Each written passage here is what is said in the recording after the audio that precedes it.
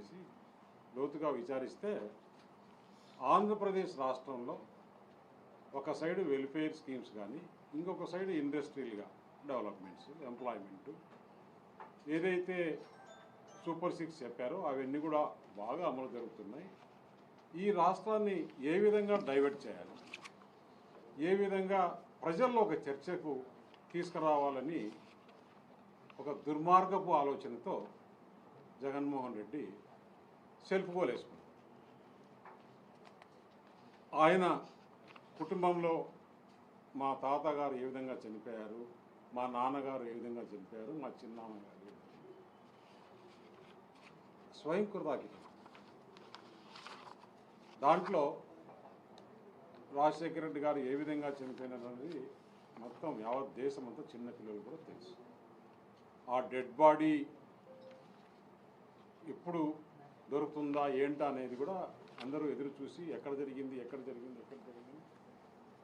ఆ హెలికాప్టర్ యాక్సిడెంట్లో ఆ రోజు వాతావరణం అనేది అందరికీ తెలిసింది. ఇంతకుముందే కేశవ్ గారు చెప్పినట్లు దాన్ని ఏ విధంగా చిత్రీకరించారో చూశాం. వివేకానందరెడ్డి హత్య ఏ విధంగా చిత్రీకరించారో చూశాం. ఈరోజు మీకు సోషల్ మీడియా ఉంది. మీ సోషల్ మీడియాలోనే ఒక క్వశ్చన్ వేసుకోండి. రాష్ట్ర ప్రజలారా, వివేకానందరెడ్డి హత్యను ఏ విధంగా భావిస్తున్నారు, ఎవరు చేశారని. 80% 90% మీ మీద ఆరోపణలు రాకుండా ఉంటే నేను రాజకీయం నుంచి సన్యాసం చేసుకున్నాను. ఓపెన్ ఒక ప్రెస్ క్లబ్లో ఒక సోషల్ మీడియా పెట్టి మీరు ఓపెన్ చేయండి. ఈ క్వశ్చన్ చేసి మీరు ఓపెన్గా ఎవరైనా దీని మీద ఆన్సర్ చేయండి. మీరు నమ్ముతున్నారా లేదా జగన్మోహన్ రెడ్డి హస్తం ఉంది దీంట్లో, వివేకానంద రెడ్డి దాంట్లో డైరెక్ట్గానే నమ్ముతున్నాం అనే క్వశ్చన్ రాకుండా పోతే నేను ఎంపీకి రాజీనామా చేసి రాజకీయాల నుంచి మానుకున్నాను.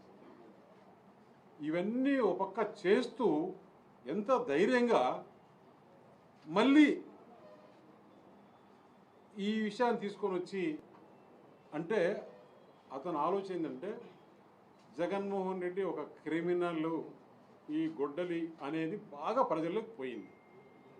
దాన్ని డైవర్ట్ చేయడానికి పాపం ఒక శాంతి దూతగా ఆయనే నేను మంచివాడిని, మా కుటుంబంలో ఇలా చేశారని. అసలు కుటుంబంలో ఈరోజు పరిస్థితి ఏంటి అనేది మనం చూస్తూనే ఉన్నాం. కుటుంబంలో చిన్నాన్నను చంపేసి ఒక పక్క చెల్లెలతో దూరం అయిపోయి సిస్టర్స్తో ఈ కేసులన్నీ కూడా ఎవరు విచారించారు?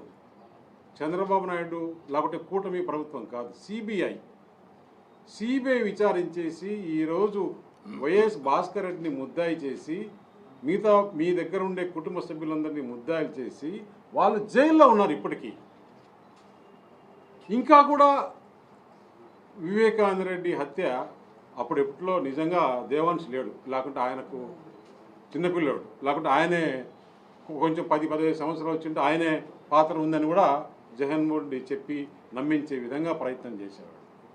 ఎక్కడ పోతున్నాం? అసలు చరిత్ర ఏంటి? రాజారెడ్డి ఏ విధంగా చిన్నప్పుడు చేశాడు అంటే, మేము చిన్నప్పుడు దాదాపు 48 సంవత్సరాల క్రితం పులివెందుల్లో ఇతని పరిస్థితి ఏంటి? అప్పుడు ఒక ఎస్టీ కులాన్ని అడ్డు పెట్టుకొని దోపిడీలు దొమ్మిలు చేసేవారు. రికార్డులో ఉంది పోలీస్ స్టేషన్లో, పులివెందుల పోలీస్ స్టేషన్లో ఎన్ని దోపిడీలు ఎన్ని దొమ్మిలు అంటే విలేజ్లపై పడి నైట్ పూట ఇప్పుడు స్టీవర్పురం చూసాం కదా, అప్పుడు ఏ విధంగా చేసేవాళ్ళని ఆ విధంగా జరిపించుకుంటూ జీవనం గడిపేవారు.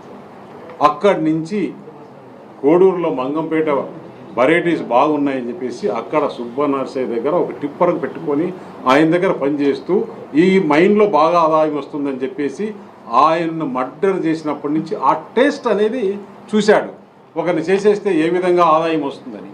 అక్కడి నుంచి పులివెందల్లో ఏ విధంగా 78లో ఆయన కొడుకు ఎమ్మెల్యే కావడము, ఆ కాన్స్టిట్యున్సీలో ఏ విధంగా ఆధిపత్యాన్ని చేసుకోవాలి. ఇప్పుడు కేశవ చాలా క్లుప్తంగా క్లియర్గా ఇప్పటికీ మీరు మీడియా అంతా కూడా ఒక్కసారి ఆ పార్నపల్లి విజిట్ చేయాలని కోరుతున్నాను.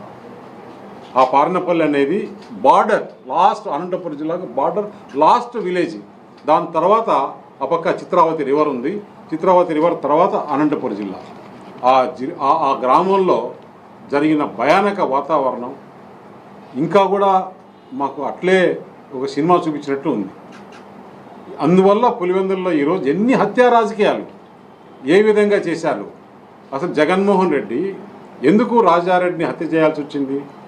అక్కడ అతను ఎంతోమందిని హత్య చేయించి రాజకీయ లబ్ధి కోసం వారి కసి తీర్చుకోవాలని చెప్పేసి ఆయన్ను అందరూ చూస్తూ ఉండగానే ఎక్కడో అడవిలో కాదు ఎక్కడో కాదు నడి రోడ్డులో ఆ రోజు ఆయన మీద బాంబులు వేసేసి ఎవరు చేసింది? విక్టిమ్స్, వాళ్ళ బాధితులు, వాళ్ళ చేతిలో చనిపోయిన బాధితులు ఆయన పైన చేశారు. దానిపైన జగన్మోహన్ రెడ్డి అప్పుడు కొంచెం వయసు వచ్చి 35-32 సంవత్సరాలు ఉంటాయి.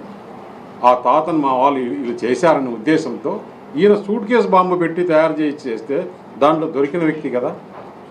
ఆ రోజు అక్కడ ఇప్పుడు కడపలో ఏఎస్పీగా ఉన్నాడు ఒక ఎస్ఐ ఉన్నాడు ప్రకాష్ అని. ఆ ఎస్ఐని జగన్మోహన్ రెడ్డి కొట్టని పోయి అది కేసు ఉంది. రాజారెడ్డి పైన రౌడీ షీటర్ కేసు, దొమ్మి కేసులు, ఇన్ని కేసులు హిస్టరీ. అప్పుడు తెలుగుదేశము ఇవన్నీ గవర్నమెంట్ కాదు, అప్పుడు చంద్రబాబు నాయుడు ముఖ్యమంత్రి కాదు. మీ గవర్నమెంట్లోనే రాజారెడ్డి పైన రౌడీ షీటర్. అలాంటి చరిత్రని మన వివేకానంద రెడ్డి వరకు చూశాం. అసలు కుట్రలు కుతంత్రాలు అనేది కొత్తగా ఎవరికొరికో క్రిమినల్స్ కూడా రాని ఐడియాలు మీకు వచ్చి మీరు రాజకీయాలు చేసి రాజకీయ లబ్ధి పొంది ఈరోజు రాష్ట్రంలో నాకు ఒక గొడ్డలనే పేరు వచ్చింది, ఒక క్రిమినల్ అనే పేరు వచ్చింది. ఆ పేరు పోగొట్టుకోవాలని చేస్తే రాబోయే రోజుల్లో మంచి పనులు చేయాలి. ఇవన్నీ చేసిన వల్ల ఒక్కసారి అవకాశం ఇస్తే ఆంధ్రప్రదేశ్ ప్రజలు 5 సంవత్సరాలు ఎంత